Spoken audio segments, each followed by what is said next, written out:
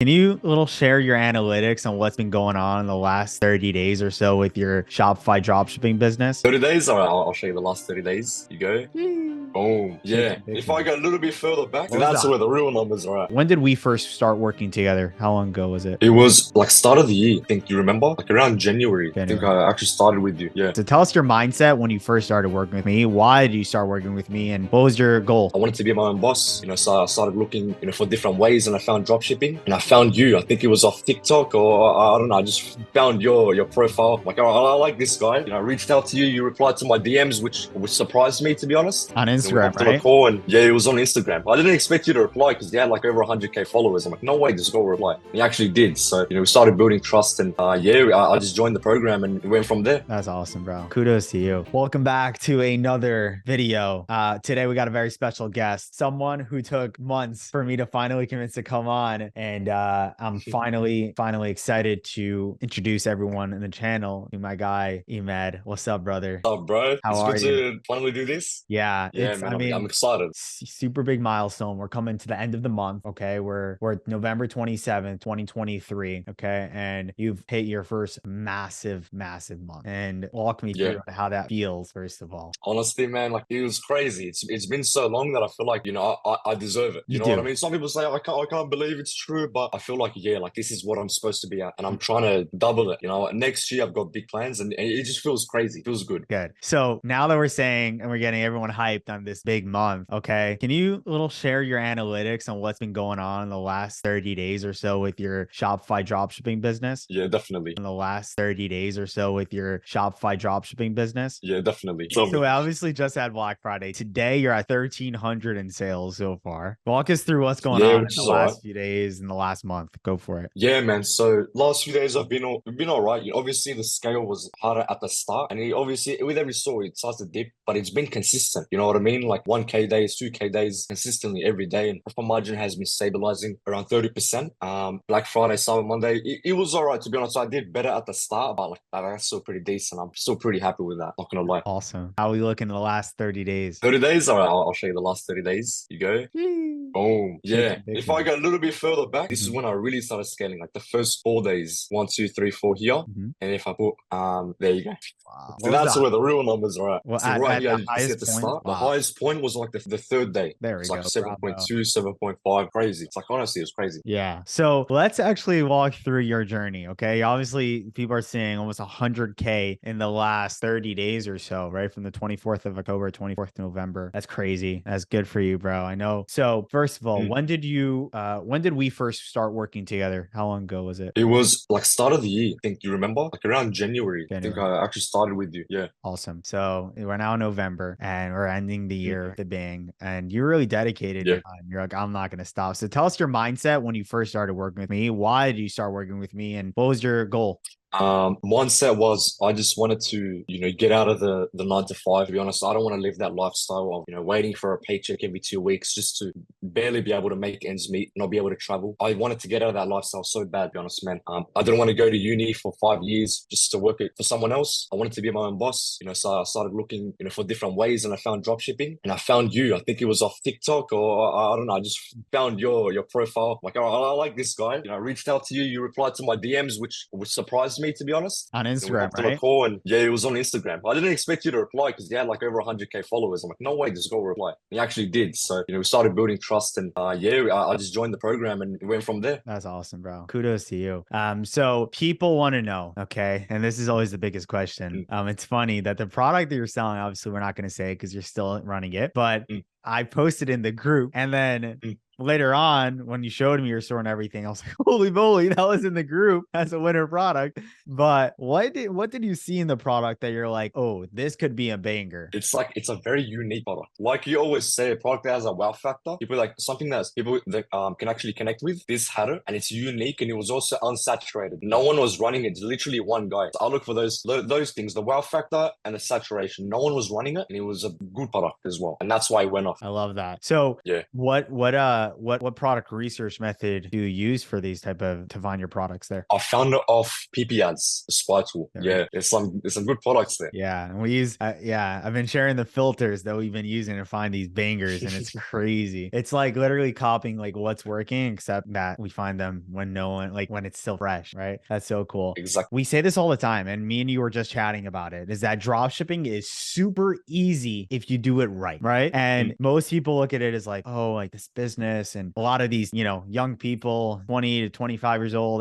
they try for like a month and they end up quitting, right? Because they just do not like to do any work. And it's funny because that's the connotation of drop shipping. But then there's people like you who just do the extra work and go the extra mile and think out of the box, and you just crush it. So, and continue to crush it, right? Because this is just the beginning for you, right? A lot of people they get that initial success, get complacent. Absolutely not. Having me as a mentor, you're gonna be in, bro, next year $1 million minimum, brother. That's but it. I'm really keeping you to the check. But yeah, so what do you think you did that was different than everyone else, and that you're constantly doing to separate yourself from the herd? Good question. I think, to be honest, one of the things that are that's unique about me is just I'll keep going no matter what. I don't care. Like as many times as I failed a lot with dropshipping. I'll just keep going. I have to make this work. You know what I mean? I don't want to make this work. I have to. And he eventually did. But that's one of the main things: consistency, discipline, and also just trying to be different. Don't just be like everyone else. Every dropshipper when they start is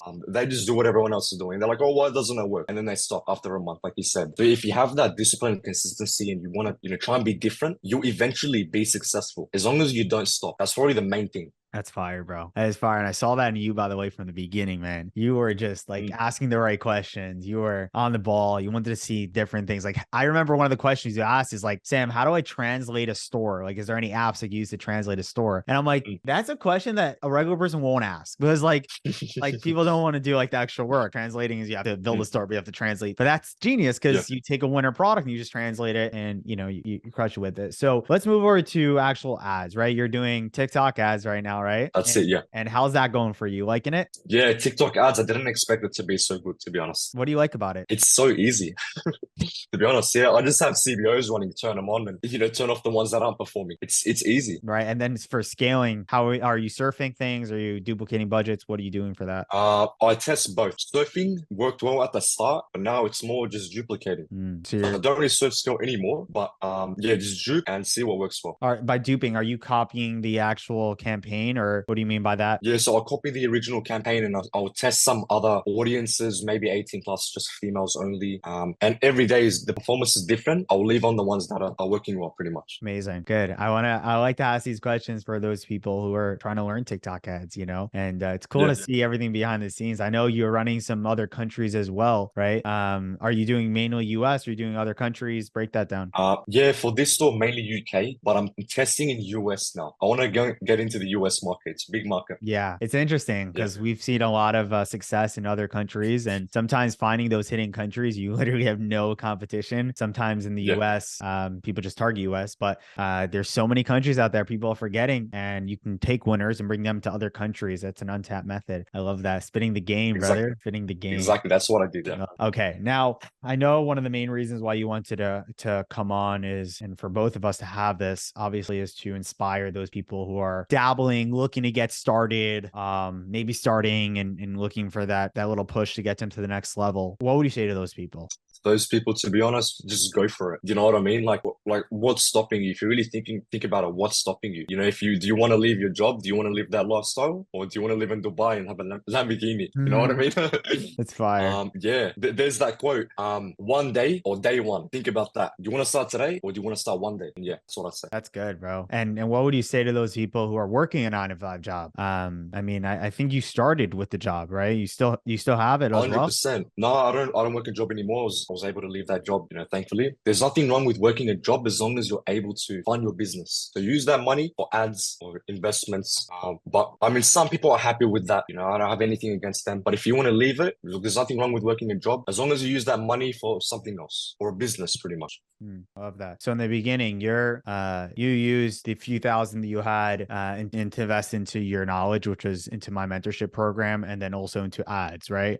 Would you Yeah. say like why did you invest into yourself or into me as a mentor? What was the reason for that? What was it important to you, and how did it help? Yeah, definitely. Because honestly, on my own, I wouldn't be able to learn it. I can just reach out to you literally whenever, like ask you a quick question. Many mentors, Sam, honestly don't do that. I've had a look around. They do like a temporary 3 month thing. And when you said it's for life at the start, that's it. You got me right there. But yeah, otherwise you won't be, how are you meant to learn? Like you need to have a mentor. It's so important. Otherwise you wouldn't really know what to do. It will be really difficult. Yeah, something that we have. And the reason why I have the lifetime thing is because I know that success doesn't come quick, right? And Yeah. and a lot of these gurus out there charging the world and promising them in 2 weeks they'll become millionaires and driving Lambos in Yeah, Dubai. And you know what? I yeah. realized that in order to help as many people as possible, I had to look at people like you. I had to look at people that my 100 success stories I've created and really figure out like what did the top ones all have in common, right? I saw all of them think out of the box. I saw all of them have the mindset of winners, meaning they would do whatever it takes as long as it takes each and every single day. And they were the ones who eventually crushed it. And it's funny, it took you around how long? Like 6 months to really like get that system down pat and start to find these Yeah. winners and big days, right? Yeah,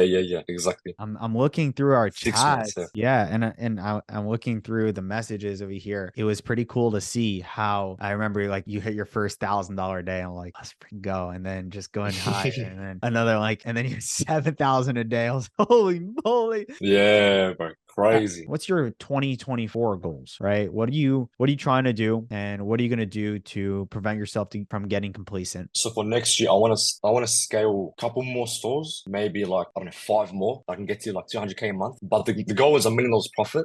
That's like this is like a number goal. I want to be able to travel the world, while making money on my laptop. And yeah, that's it. Travel and scale a bunch of stores. Go crazy. That's it. I realize that every time I travel, I make so much more money just because like you're literally in the sky and you're on a plane, and you're like changing, like you're duplicating your ads or surfing your budgets. And it's like, holy moly, I cracked the freaking code. Like that's when it hits you. Yeah, yeah. And it truly is a dream. But to have people like you on this and the multiple people that and the students that I interviewed, it's for people to see that we appreciate it. And just to know that it's out there and it's possible and it's real. Yeah. And it's crazy the fact that you're 25-30% profit margin. How did you maintain that? And what was like the strategies you did to get as that margin that you're at right now? That's a good question. To maintain that, I wouldn't overscale, otherwise the ROAS would drop. I negotiated a lower price with my supplier, that also helped. And I got new creatives that also helped maintain good ROAS. So 25%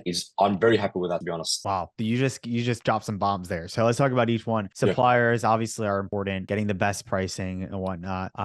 There's many suppliers. You're using like a Chinese private agent. Private agent, yeah. Yeah, so there's many out there. A lot of people ask me like, what's the best supplier? I know I recommend you do a few. There's so many. As long as the person is reputable, maybe there's many companies out there, CJ Dropshipping, Commercive, these private suppliers, many of them. Whatever the price is, that's obviously the best to get as low as possible. And then you said that creative. So I know that you said your product wasn't that out there. Like it was very new. How were you making these creatives, and what was your creative testing structure to get that massive margin? I was editing them myself in CapCut. I actually learned that from you. You have a really good video in your course. I'm not getting paid to say that. But yeah, I tested them in an ABO. So I set a budget of $50 per video. And if it's performing, I put it in a CBO, and I just turn off the ones that weren't performing. So I tested like a good, 6 or 7 creatives, and I found like 3 that were pretty profitable. The CPCs were crazy low at the start. It was so good, man. That's great. So let's break that. Yeah. So you put it in the ABO. What budgets were you doing each creative? I'm guessing each ad set was a new creative, or was it one ABO and a bunch of different creatives? Yeah, so each ad set was a creative, and I had each one at 50 USD. Awesome. And then once you saw which creatives were doing well, you put in the CBO, and then the CBO, you also having one ad group, or you having multiple ad groups? Multiple ad groups in the CBO, around 4 or 5 workspaces. Different interests in each one, right? I haven't tested that yet, but I'd have one CBO just broad, and the next CBO I'd have interests for those creatives. Right. So one of them broad, one of them interests. Yeah, that's it. Yeah. That's it. You're trying different things. Cool. That makes sense. You're letting just, Yeah, yeah, TikTok do its thing, whatever it works, just scaling from there. that's it. That's awesome. Cool. Well, this is so cool to see like someone actually practically doing this stuff. And I'm excited to see you really blossom. And we're your next phase in this mentorship is learning how to duplicate this times 10. And that's where it's That's it. really exciting because once you have the process down pat, I name it the 3 pillars, right? You got your product, website, marketing down pat. And I actually, the advanced pillar that I talk to a lot of my students about is that the back end strategies, right? The new creatives, the upsells, the email marketing, all these random stuff, they add up. They're important, right? But as long as you get those 3 pillars down pat, up, and away. And I'm excited That's to it. see you blossom. Any last words for the people watching this video here? Yeah, man. There's a lot of people out there that are on the edge or want to quit. If they're going, don't quit. Just keep going. That's literally it. Like you'll eventually hit something as long as you keep going. And yeah, those are my last words. Dude, that was literally the words I had in my head playing over and over. As I was testing products. Most people don't see that. Yeah, man. And then it cracks through, and you're like, "What the hell did I just do?" Sometimes you don't want to That's think it. about That's it it. too much. Just gonna go. But I swear. we appreciate you, brother, and looking forward. And soon everyone sees you in the chat. So guys, for those who are in the Come Uppers community, talk to my boy, get some more That's it. insight. And that's what I do a lot. Is that all the top students, all the top guys, end up becoming helpers for everyone else, coaches, and that's how we build this. That's my dream from the beginning. Is that I wanted to create so many success stories so we could just like build something massive, And Mm. yeah, I'm very very excited for the future, and I appreciate you coming on. Thanks, man. I appreciate that. Yeah.